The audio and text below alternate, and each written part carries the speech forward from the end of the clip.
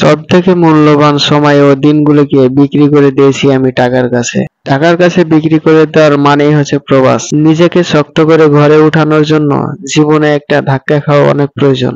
বাজান, তোমাদের তুলনায় কোনো কিছু কম ছিল না। একমাত্র পরিবারের দিকে তাকিয়ে মা বাবা ও ফ্যামিলি রক্ষার জন্য আমি চলে আসছি প্রবাসে। চলে আসছি আমার ফ্যামিলির সম্মান রক্ষার জন্য। আল্লাহ তাআলা চাইলে আমাকে অনেক খারাপ রাখতে পারতো। আলহামদুলিল্লাহ, সুখে শান্তিতে অনেক ভালোই আছি দূর প্রবাসে। মধ্যবিত্ত মানে একটা হচ্ছে যুদ্ধের বিমান। এই দূর প্রবাসে প্রত্যেকটা মুহূর্তেই যুদ্ধ করে বেঁচে থাকাই একজন প্রবাসীর কাজ। যে হারাবার হারিয়ে গেছে।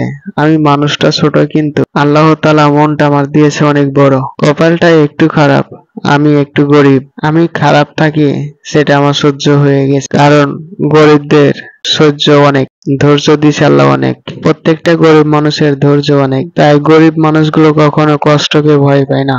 তাই প্রত্যেকটা মুহূর্তে যুদ্ধ করে বেঁচে থাকতে হয় দূর প্রবাসে, তাদের সেখানে কোনো কষ্ট হয় না। আমি আল্লাহ তাআলার কাছে সবসময় দোয়া করি প্রত্যেকটা প্রবাসে যেন ধৈর্য আরো বাড়িয়ে দেয়, তারা যেন সবসময় সুখে শান্তিতে থাকুক। দূর দেশে একজন প্রবাসী বেঁচে থাকলে দেশে বেঁচে থাকবে একটা পুরো ফ্যামিলি। তাই আমি সবসময় প্রবাসীদের জন্য দোয়া করি, সে একজন বেঁচে থাকলে 10 জন বেঁচে থাকতে পারবে।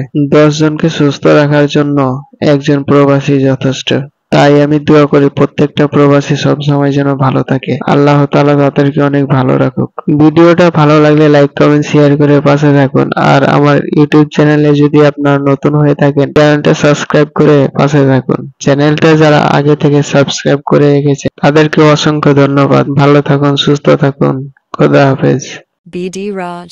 Subscribe.